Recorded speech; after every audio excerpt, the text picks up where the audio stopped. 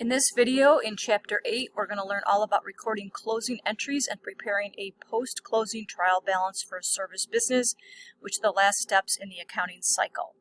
A few things that you'll need to know first. I have the Chapter 8 notes open.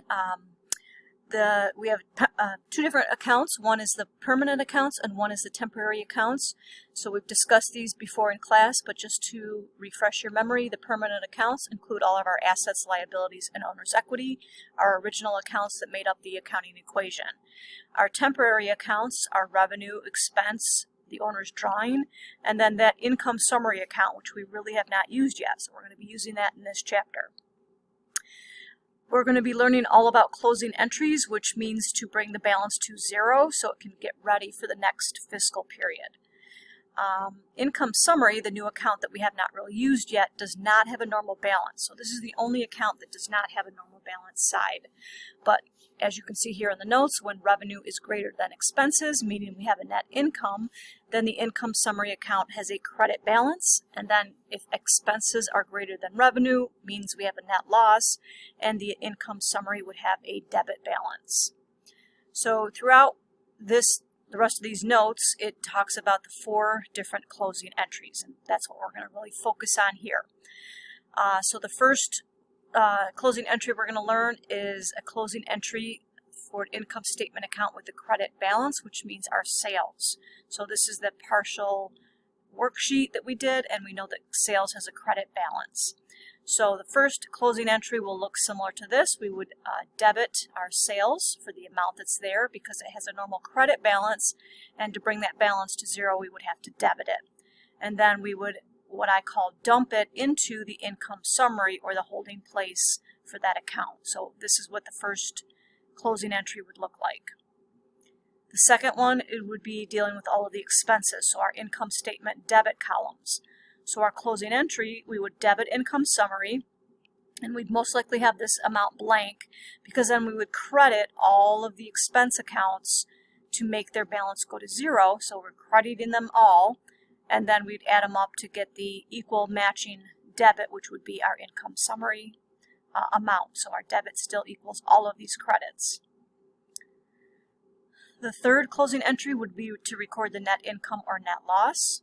So in this example is a net income, so we would debit the income summary for whatever the net income amount is, and we would credit the capital account. So it would be increasing that person's capital due to the income for that period of time. And then the last one would be the drawing account. So our drawing has a normal debit balance. In order to close it, we would have to credit the drawing, and we would debit the capital account. So this is what the fourth closing entry would look like. So now I have the Work Together 8-1 open here, and there's 2 steps. We are first going to journalize all of the closing entries, and then we're going to post the closing entries. So we have here our completed worksheet for Fix It Now company, and then we have the chart of accounts for that company as well. The directions state to the completed worksheet is for the month ended April 30th, and on page 8 of the General Journal we need to journalize the closing entries. So here we already have posted, or journalized I should say, and posted the adjusting entries from the last chapter. Now we have a new title here on line 6 called closing entries, and we're going to do those 4 closing entries. So if we recall from our example in our notes, the very first closing entry is to close out sales. So we're going to be debiting sales and crediting the income summary for the amount in our sales in our worksheet. So we're going to go up to our worksheet and we're going to find the sales. And we see here in the income statement section, sales has a credit balance of $21.60. So down here we are going to put the date of the 30th. We are going to debit sales for $21.60 so that we're closing that out, and we're going to credit the income summary for that same amount, $21.60.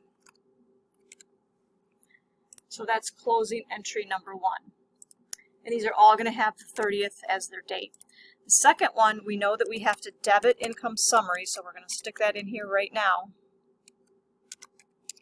and we're going to credit all of the expenses. So back to our little cheat sheet here, it shows our second closing entry. We debit income summary and we credit all of the expenses.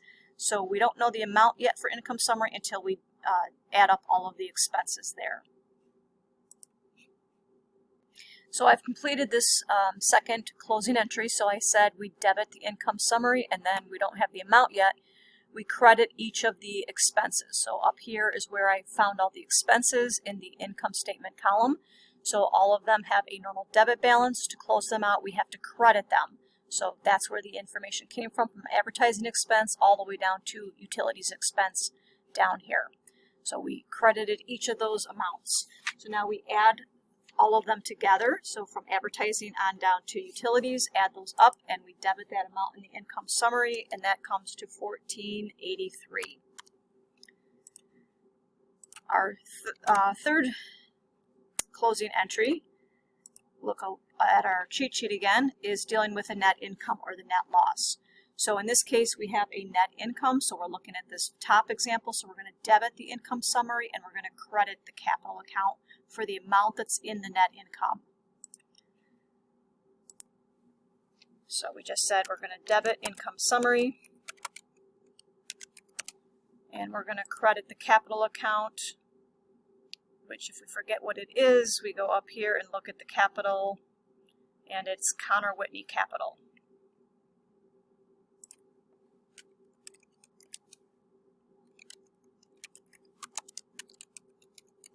And where do we find the amount again? Well, we look at the net income or net loss. In this case, it's the net income of $677. So that's the amount we're going to use here, $677. Because what this is basically showing is we're dumping the income into the owner's equity account, into the capital account. And the fourth and final closing entry deals with our drawing.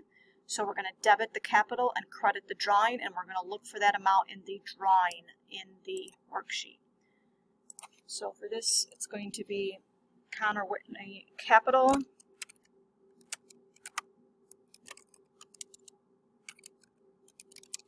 And we're going to credit his drawing.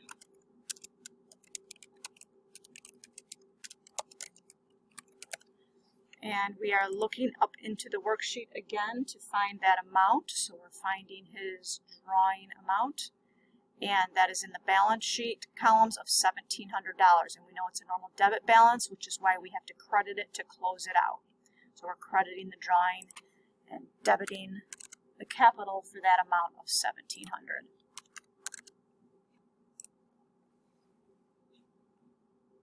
And that concludes the first part. So the second part is to post all of these entries. So this is nothing new. We've done this over and over again. So we're going to just go line by line and post all of the entries. So we're going to start with sales. It's a debit of $21.60. So we open up sales. We put the date. Post reference is the journal name and number, so G8. And we just said it was a debit of $21.60, so we're going to place that in the debit. And because we have a debit and a credit, we know that that's going to balance out to zero. So, I'm just checking here, when it is a zero, I think it says it in our directions here. The balance shown in each account is the balance after the adjusting entries are posted. So they already posted our general, our adjusting entries. Okay, so we got to this point here. So now we have a debit of $21.60 and a credit, so that's going to make the amount zero. So we're going to put a zero in both the debit and the credit because there's no balance left there. We're going to close it out, meaning it goes to zero. So 410 is the number, and we're going to plug in that number. Income summary is the next one, so we have a credit of $21.60 for income summary. Remember, this is the only one that does not have a normal balance, so this is the only account that can be written in both the debit and in the credit sections here. So our first one is April 30th. Still G8. And our amount was $21.60 for a credit, and there's no balance, so we're going to put it as $21.60. The number is $330, so plug it in. The next one is also an income summary, but a debit of $14.83.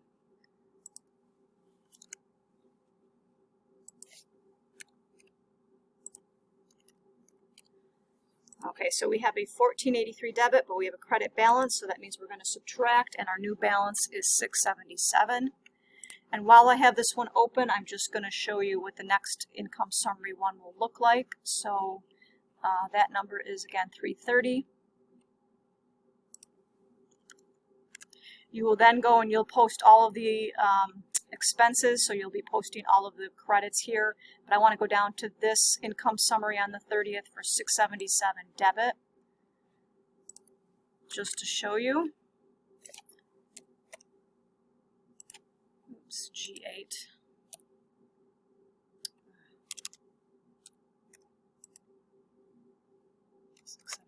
Debit. So we have a debit here and a credit balance, so then this also has to go to 0.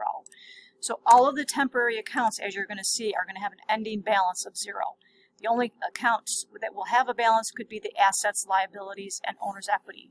But the revenue, which is the sales, all of our expenses, and the income summary and the drawing will all have 0 balances. So plug that 330 into here just so we know we did that one. But you're going to go obviously and do all of the rest of this posting. So that concludes our 8-1 work together. Once you finish this, move on to the On Your Own problem.